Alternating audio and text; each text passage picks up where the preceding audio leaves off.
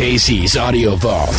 Shaun Morgan and Dale Stewart from Seether. August 15th, 2008. Part 1. Thanks, man. How you doing? Hello. I'm doing all right. How about you guys? Good. We made it through the border, which was Eventually. because what happened was normally the visa situation gets taken care of, and people are kind of on top of it. But for some reason this time, our assumption was completely incorrect, and we got to the border, and they said, "Cool, everyone, the drummer can stay on the bus, but we need to see Shaun, Dale, Troy."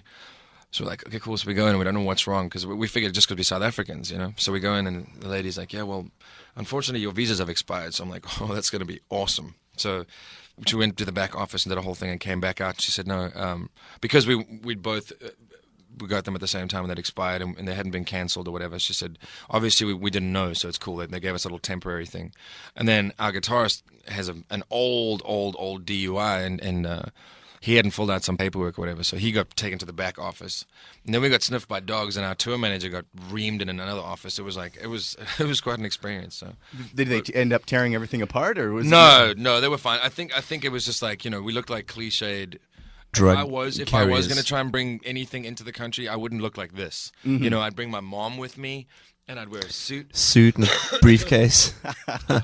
and I would certainly look far more corporate than this. And anyway, so the dog guy did his thing, and the dog jumped up on us in the office, and it was like, But all in all, it took longer than most border crossings, but it was the people were the nicest it's ever been. I've had guys just straight don't even want to let you in, and it's for no reason other than they just don't like you, because you're in a band or because I don't know, you have long hair and you paint your nails and.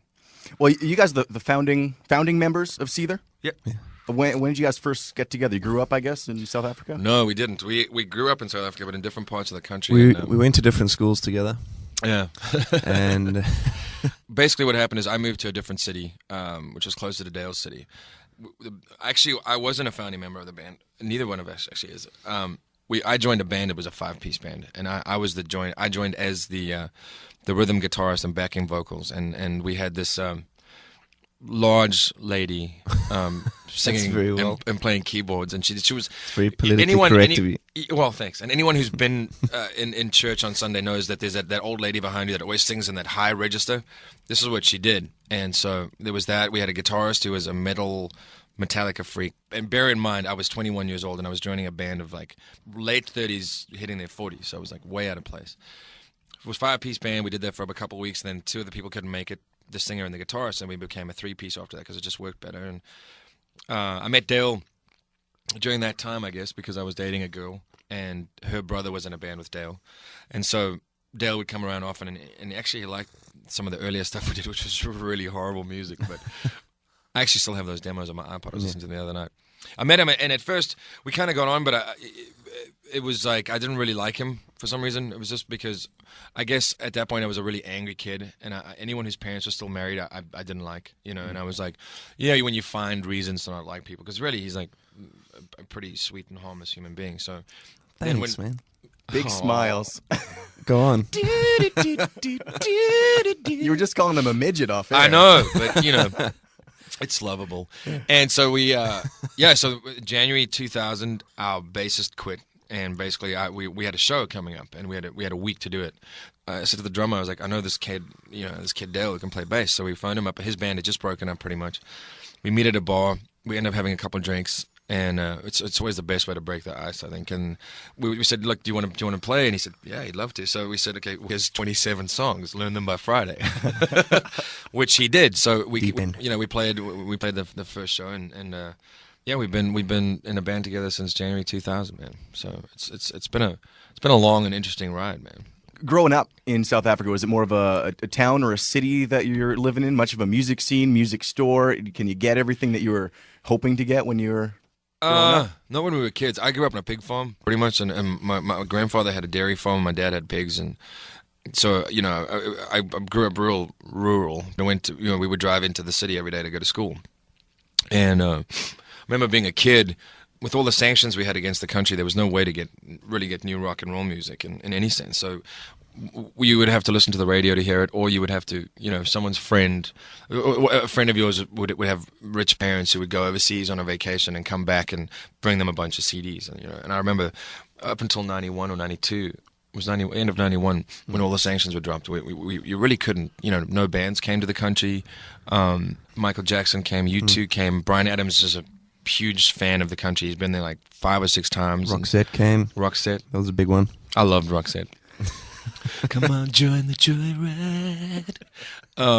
So we get the cream of the crop, really. They come and play.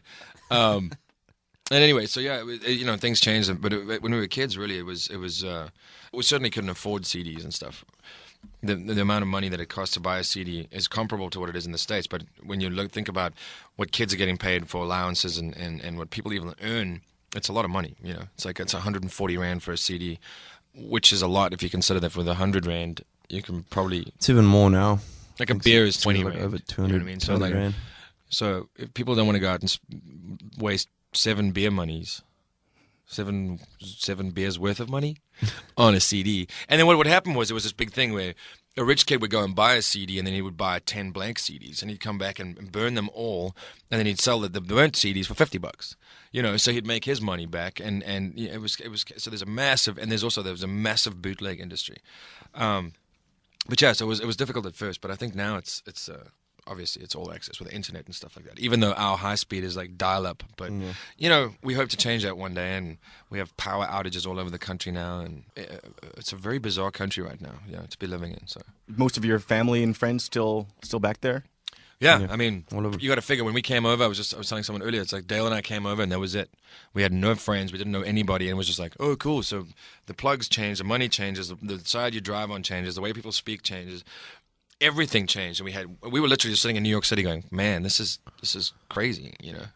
We left everyone behind, and the thing that sucks is over the years you kind of grow apart from some people. Mm-hmm. But yeah, it's always fun going home and seeing the old friends and stuff, and then seeing like friends that have got married and have kids now, and we're like, we just came back from Europe where we like ended up in this hotel room in this weird situation. So it's kind of bizarre, man.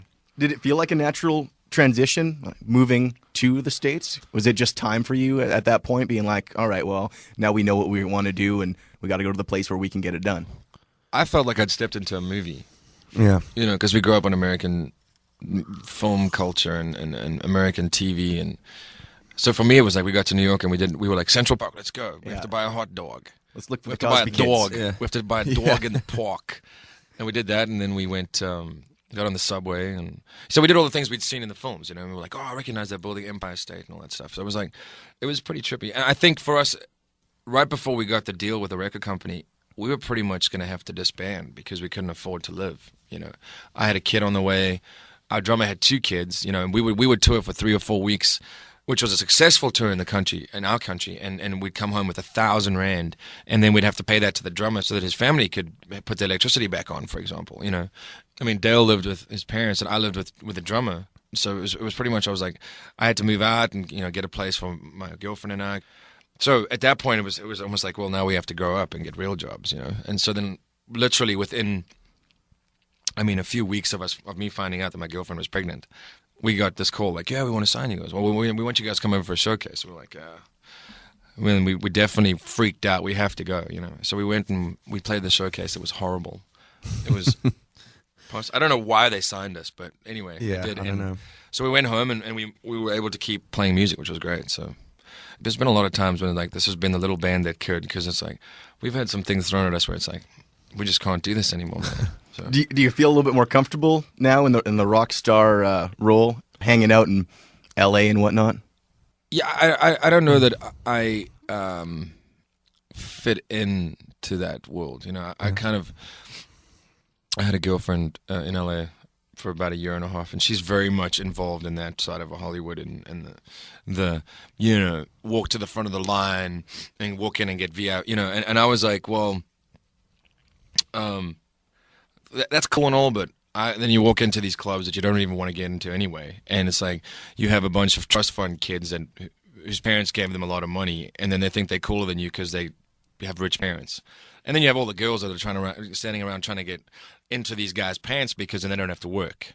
So it's like it's this whole culture where you just go, man, I actually kind of feel good about myself for every dollar I've earned because I worked for it, and I take pride in that rather than saying, my dad just bought me a Bentley. Yeah. And then the girls are like, oh my God, really?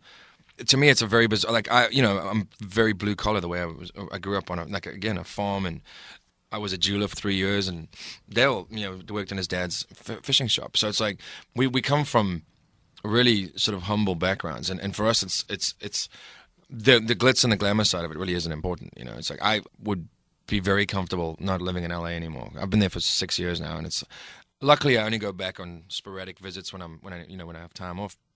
Those experiences, did that kind of spawn Fake It? I'd say it definitely had a hand in it. That and I think, okay, first of all, Hollywood would inspire most of it, but then Hollywood is leaking into the rest of the world. Like the whole obsession with underwear, or not wearing underwear, or oh my God, she's drunk again, and all that stuff where it's like, okay, so can you name one current fine artist, or can you name one current author that isn't on Oprah Winfrey, or can you name an independent film director? Can you do any of this stuff, all the stuff that's cultural? And can you name a scientist that just had a breakthrough? Can you name anything besides no? And I have these conversations with my sister, and to be fair, she's pretty much clued up on the political side of the world too, but she basically just recites my dad's politics and stuff. But I have these inane conversations with her about why Jennifer Aniston is cooler than Angelina Jolie, and I'm like, I'm literally feel like hurting myself right now with a pencil.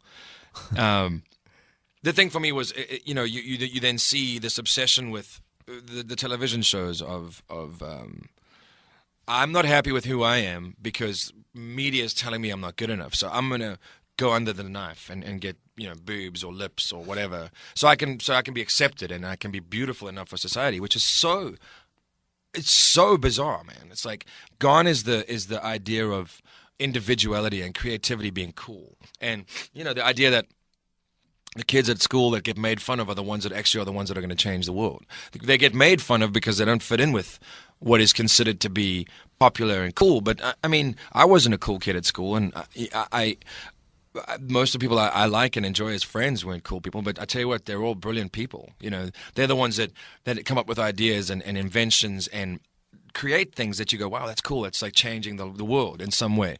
No one just changed the world by sitting on his or her backside and just said, I'm beautiful. And you go, wow, really? And unfortunately what's happening in my mind is that there's this, people are so obsessed with what they look like, they're not taking any time to develop their personalities. So you're going to have a bunch of beautiful people that don't have anything to say to each other. You know what I mean? So there was this girl we knew for a while, and she used to follow bands around as they do, and she was kind of cute, whatever, but she really wasn't, the smartest tool in the shed, I guess, sharpest, whatever. And she was no rocket surgeon, if you will. And she had this tumble one night, fell down some stairs, and pretty much busted her face up. So she doesn't look anything like she used to anymore.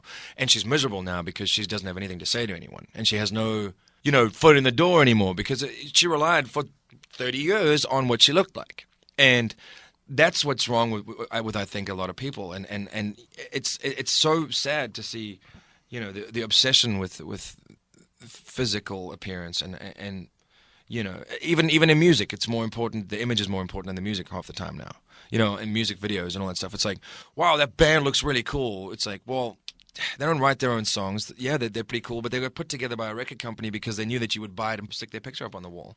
Is there any substance to it? No, I don't think so. But, and that's Fake It was inspired by all that stuff. And it's like, that's why the video we were totally taking the piss out of like the culture and the scene, like the look at us, we're so big and famous now that we have a private jet and chicks with champagne, and the whole idea was we would never be that, but it was my favorite thing about that was like when people saw the video for the first 10 seconds, I thought we'd sold out completely, and I was like, well, that's exactly what we wanted to do, So it was it's a lot of it's a lot of personal stuff as well, but it's also the social aspect of seeing what's going on around you and having to say something about it, All the interviews you want on iTunes and at Power97.com. KC's Audio Vault. Casey Norman is Power 97's music director and can be heard every weekday from 2 till 6 in Winnipeg, Manitoba, Canada. Power 97 is Winnipeg's best rock.